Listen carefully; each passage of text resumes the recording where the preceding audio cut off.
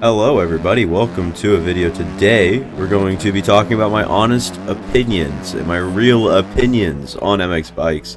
This should be an interesting one for some of you guys who have been watching for a while, because you guys probably already know, but I have no notes, nothing like that, just going to be talking, kind of just talking about MX bikes really. So let's hop right into it. Let's get deep into the MX bikes conversation. I'll be talking from different perspectives, like if you're about to, buy the game, or if you are a longtime player of the game and you're debating to continue playing. So yeah, let's hop right into that and get this conversation started. So first things first, for those of you who want to buy the game, right, who want to buy MX bikes and be a player on it, one, you have to be willing to devote a lot of time and effort to it, because you don't just get good in a day. It takes a long time to even be semi-good. I have 1,600 hours, and I'm still not even close to being, great by any means. I still struggle to make it into, qualifying through to heats and whatnot for Supercross, and I highly doubt that it'll be a good outdoor season for me as well. If I choose to go that direction, which it looks like I will, be trying to race motocross in this game. So I don't know, there's a lot to look at, as if you're gonna buy the game, you don't want to look at the pro scene immediately. Not even 700 hours in is when you might have a chance, if you solely devote your hours to getting better and learning the game. So there's that. And also, the game's not in a bad state. It just has a creator named Paboso. It's one guy that works on the whole game by himself, and so we really have to cut him some slack, but that comes along with a lot of issues. We've seen server issues in the recent past, and we've seen them resolved semi-quickly for what you would expect, but the word going around right now is that it got hacked. So the servers recently were bad. There was only 14 or so available at all times for, I think, a little over 24 hours. So that is a little bit rough. If not, it was definitely more, because I'm not aware, but I was aware of it for the 24 hours. But apparently people were saying it was happening even before that. But besides the point, the game physics, they're great. If you guys are MX Simulator players wanting to come over, there is probably that big learning curve. Third person is definitely viable for those of you sim players as well. But you're going to have to test a lot of settings. You're going to have to find what works for you and whatnot. Settings do get kind of complicated. What I recommend doing is just going and looking at your favorite creators' settings or anything. I feel like mine are some of the really good ones for learning, at least, because when you dump the left stick, you don't just go down immediately. You can time corners real well. It's a whole thing. A lot of people struggle with the settings in this game, though, so I'm just trying to make it easy on you guys who don't know if you guys want the game, because you guys maybe have had the free trial or whatever it is, the demo, and you guys might not want to. But coming from a 1,600 hour player, I do personally like where the game has its customability, where you can kind of just go around and mess with a bunch of stuff and then dial it into your liking, because you're gonna have times where someone's settings are better, but you're gonna have that opportunity to tweak your settings to make you better, to equal it out. So you can always adapt to your play style using settings. You can always mess with certain things depending on what you're struggling with, and so that helps out a lot too, and that goes along with bike setup, which I wouldn't be too worried about. I would just be worried about what tires you're using most of the time over what you're doing. So say you hop into a game or a lobby or whatever, and you see someone either asking someone else for a setup within the lobby, you're like, hang on, what bike setup? And it's just probably better to learn on the stock bikes, stick to the stock bikes for a while and whatnot while you are kind of learning still, because it's just better that way. Like I said, all you really want to worry about is the tires, because some tires are better than others.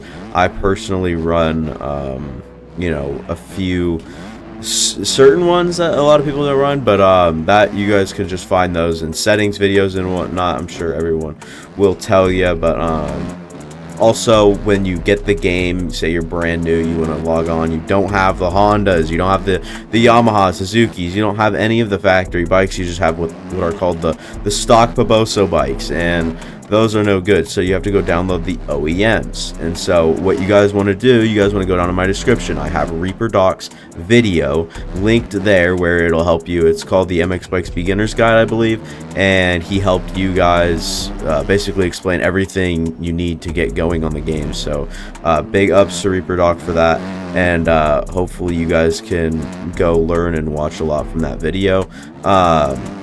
He's got a very good video on it, and I'll just leave that in the description for those of you new players who want to go, look and see what it takes to get really ready and installed into the game, really. So, that was awesome by REAPERDOC. He's another fellow MX Bikes YouTuber. He's one of my favorites out there.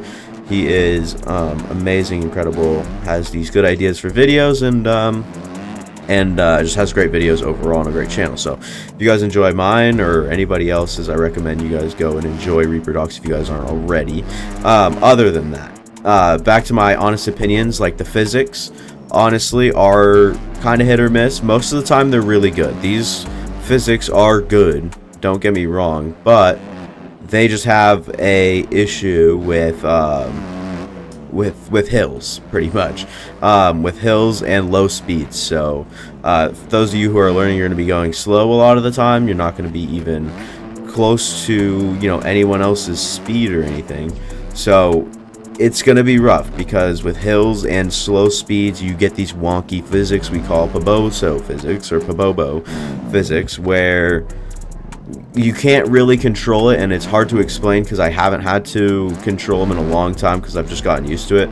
But on the hills, you guys might like watch a video or a stream where people are playing a track with these high hills, and you see their front tire like go back and forth 15 times in the course of 2 seconds. It's insane.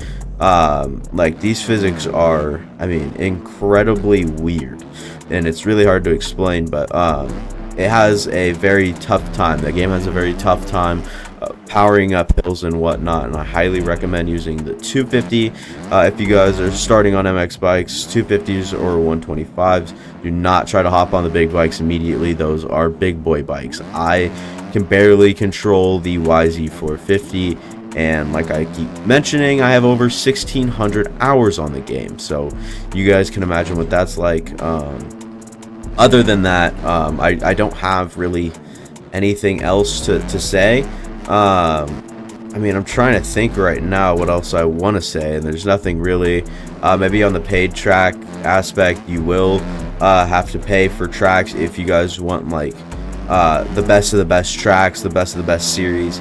But it's worth it. These guys spend a lot of time on it and whatnot. I'm sure you guys are not used to paying for most of the good quality tracks and whatever, but it's just how the game's working right now, and I don't know if we'll carve out a better system in the future. It's not looking like it. It looks like everyone right now is kind of stuck to this, so and that's a little unfortunate. I do have my mixed opinions on that, but it's alright.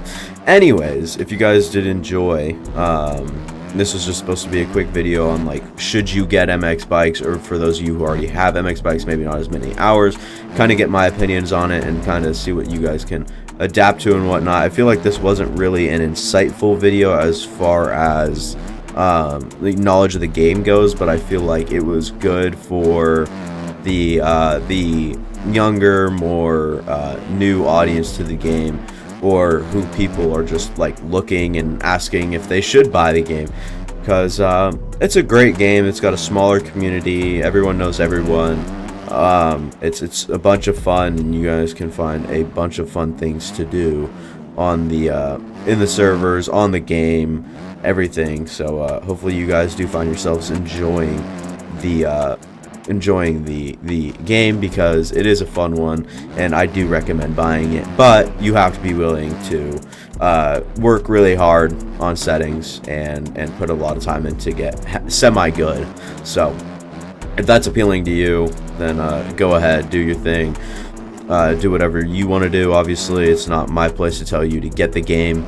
I'm not trying to give you that extra push. I'm just trying to show and share my knowledge with you guys, so you guys can make your guys' decisions a little bit better and more educated, if you will. So that'll probably be all. Thank you guys for watching. I do appreciate all of you guys who have watched, and if you guys are looking for a new MX Bikes YouTuber, or just have been watching my content, whatever it is, alright, consider subscribing and leaving a like. It would mean a lot, really, and that'll probably be it for me.